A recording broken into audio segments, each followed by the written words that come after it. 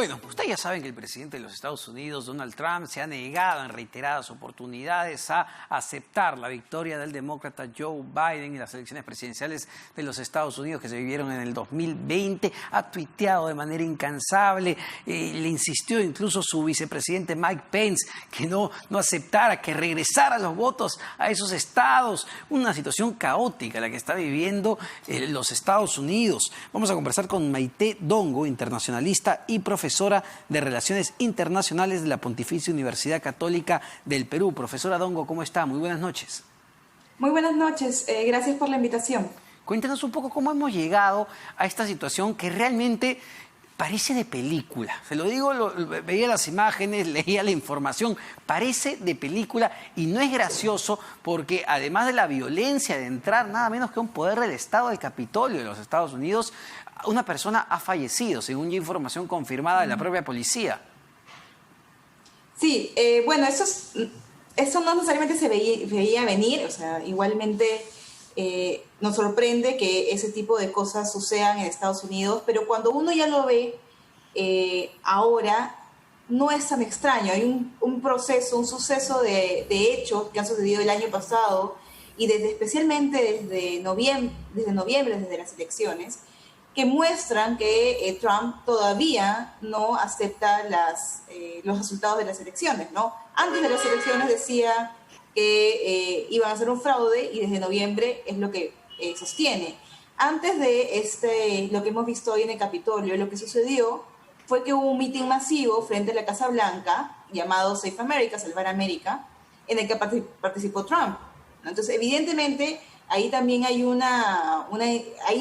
Trump ha incitado a un discurso de que hay un fraude. Entonces, parte de los que han votado por él, de los que los apoyan, de sus partidarios, creen realmente que ha habido un fraude en Estados Unidos, ¿no? Entonces, esto es lo que ha derivado en lo que sucedió hoy, ¿no? Y es más sintomático que un problema per se, ¿no? Esto es resultado de procesos de varios años dentro de Estados Unidos. O sea, es increíble que en Estados Unidos la gente desconfíe tanto, o sea, un grupo de personas desconfíe tanto de su sistema, que pueda creer que existe un quiebre democrático que realmente no existe. Eso le quería preguntar, ¿cuánto daño, quebrar la democracia, ¿no? ¿Cuánto daño le hace todo esto a la democracia en los Estados Unidos, ¿no? Que lo decíamos, la primera democracia del mundo, los Estados Unidos, pero después de esto, de que un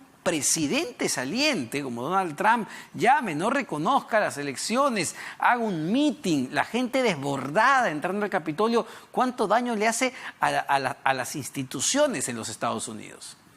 Claro, ese es el resultado, porque lo que ha hecho Trump durante todo su gobierno es afectar las instituciones estadounidenses, ¿no? Ya hay varios procesos previos durante el gobierno de Trump de acusación de afectar, o sea, las llamadas a mandatarios de otros países. Eso afecta ya a las instituciones estadounidenses, por ejemplo, ¿no? El mismo hecho que le haya pedido a Mike Pence era el que tenía que presidir la ceremonia bicameral de hoy, y le pidió que no acepte la certificación, que mande no recontar, algo que no está permitido. Algo que va contra la Constitución, el fin de semana pasado para que recuenten los votos en otro lugar. O sea, ha habido varias afectaciones de instituciones estadounidenses, ¿no? Desde la administración Trump. Ahora, estamos hablando aquí de una, insurrección, la palabra se me fue, que dijo el presidente electo Joe Biden, que esto no es una protesta, insurrección. Es una insurrección, exactamente, sí. De hecho, estoy de acuerdo con lo que dice Biden en términos de que es una afrenta hacia la democracia, ¿no? Eso es una afrenta a la democracia estadounidense. Con lo que no estoy de acuerdo con lo que dijo Biden es que esto representa solamente un pequeño grupito de estadounidenses, ¿no? Eso no representa Estados Unidos, dijo, eso es un pequeño grupo. Y no es un pequeño grupo de extremistas solamente. Yo creo que es el movimiento que permitió la elección de Trump, ¿no? Y que con la salida de Trump, incluso después de que esto se retrase, la elección y lo que vaya a suceder en los siguientes días, incluso saliendo Trump, se va a mantener en Estados Unidos, eso no va a parar de un día para otro, o sea, porque es alguien elegido, las personas que lo eligen, las personas que lo apoyan no van a desaparecer, ¿no? Entonces, no es una cuestión de un pequeño grupo de extremistas, es algo mucho más profundo, creo yo, dentro de la sociedad estadounidense, que tiene que ver, por un lado, por la polarización política en términos de ver realidades completamente diferentes, ¿no? Y de lecturas completamente diferentes de lo que está sucediendo. Pero también un tipo de lector estadounidense. Yo creo que una de las pancartas más de ejemplo, que creo que sirve como para ilustrar lo que sucede, el tipo de persona que ha estado en ese meeting, en el Capitolio, etcétera, era una pancarta que decía no a la cuarentena, no a las vacunas, no a las mascarillas. Ojo que la mayoría de la gente que ha estado ahí no tiene mascarillas, sí, no ha usado mascarillas, ¿no? No al marxismo y evidentemente a favor de Trump, ¿no? Entonces vemos también una cuestión mucho más allá, mucho más profunda, estructural, social de lo que está sucediendo en Estados Unidos, ¿no? Pero eso es interesante porque Biden llega al poder.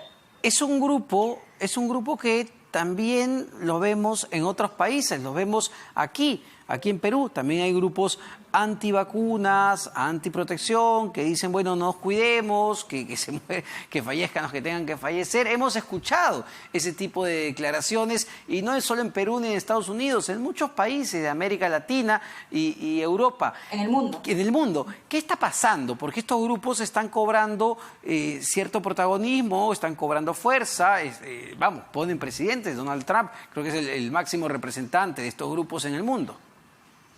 Bueno, esto viene ya hace ya varios años, ¿no? El auge de la extrema derecha, como se le llama en la literatura, ¿no?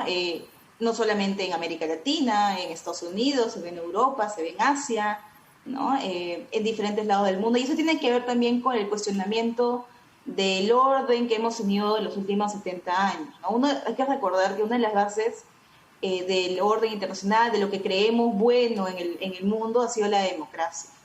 Y al mismo tiempo, hay hace unos años, especialmente en los países industrializados como Estados Unidos y los países europeos, una crítica debido a la crisis de 2008, ¿no? Entonces, sí, esto generó un descontento social, consecuencias económicas, pérdidas de trabajo, y hay un cuestionamiento de la democracia per se, ¿no? El por qué por qué la democracia. Entonces, no sé si han escuchado alguna vez a los rallies de Trump, a gente que apoya a Trump, y le pregunta sobre qué creen que deberían ser las cosas, cómo deberían ser las cosas, y más o menos describen un gobierno autoritario, lo que quisieran ellos, ¿no? Que no cuestionen a Trump, que no lo sacan del poder, etc. Entonces, hay un cuestionamiento a una base, ¿no?, internacional, del orden internacional de las últimas décadas, que es la democracia. Y eso se representa en la más antigua democracia del mundo, en Estados Unidos, ¿no? Claro.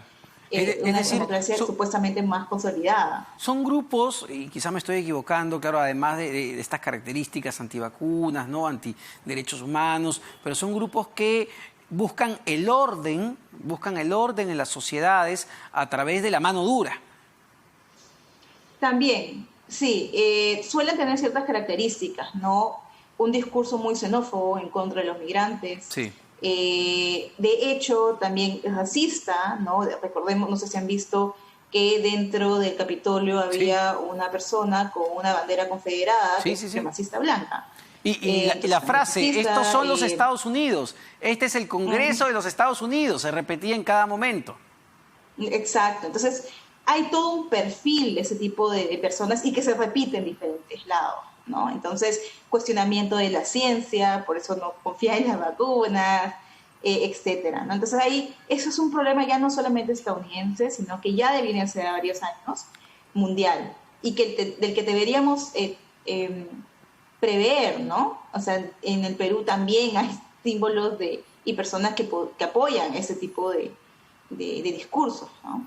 Ahora, esto ha quebrado al Partido Republicano como tal, porque, había y hemos escuchado durante la tarde a algunos representantes, algunos senadores en los medios de comunicación internacional saliendo y digamos, en contra y pidiéndole a Donald Trump que pare esta situación.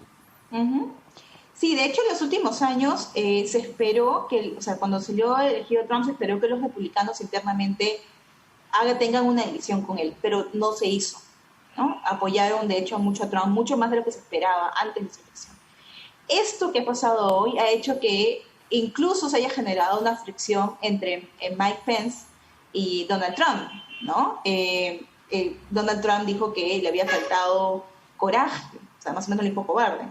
Entonces hay una afrenta, ¿no? Entonces yo creo que sí ha generado un quiebre, porque también los republicanos que han tenido que tirarse al piso, ponerse máscaras de gas, ¿no? Han sentido sus vidas atentadas por lo que ha sucedido hoy. Fue tremendo espectáculo que queda lamentablemente para la historia de los Estados Unidos. Muchas gracias, profesora Maite Dongo, internacionalista y profesora de Relaciones Internacionales de la Pontificia Universidad Católica del Perú. Muchas gracias por estar con nosotros en las 5 de las 7. Bueno, nos tenemos que despedir ya, se acabó el programa, pero no se despeguen porque ya viene Tatiana Alemán con las claves del día. Muy buenas noches, señores y señoras.